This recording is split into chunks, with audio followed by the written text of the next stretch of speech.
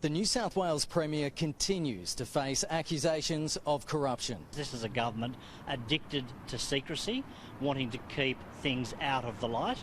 The opposition leader of the upper house is confident there's enough fresh evidence for an investigation into the Premier. We think the evidence that we have put together in one place for ease of reference should convince the ICAC that these matters, even separately, are worthy of investigation, but together there is a compelling case that something is very rotten at the heart of this government and needs to be brought into the light. Labor believes the shredding of documents relating to the $250 million Stronger Communities Fund, a fund the Premier is accused of using to pork barrel the last election, is enough. There are also claims she took the planning portfolio away from Rob Stokes after her secret boyfriend Darryl Maguire complained to her, and that she misled ICAC over the seriousness of her relationship with the former disgraced MP. The government says this is already known to ICAC.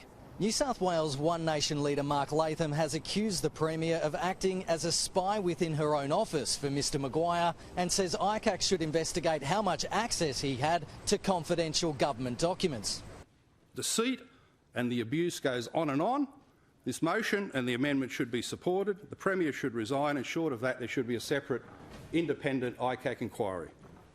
A motion to refer the Premier to ICAC failed to pass the lower house after breezing through the upper house. What this episode shows is the need for a vigilant upper house holding the government to account.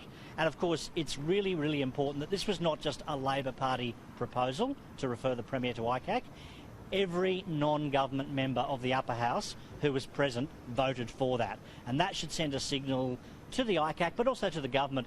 A number of big announcements from the government over energy policy, job creation, education and infrastructure has failed to take attention away from this issue, which has dominated question time over the past week. What is unclear at this stage is whether we will see the Premier in the witness stand once again. Kenny Heatley, Sky News.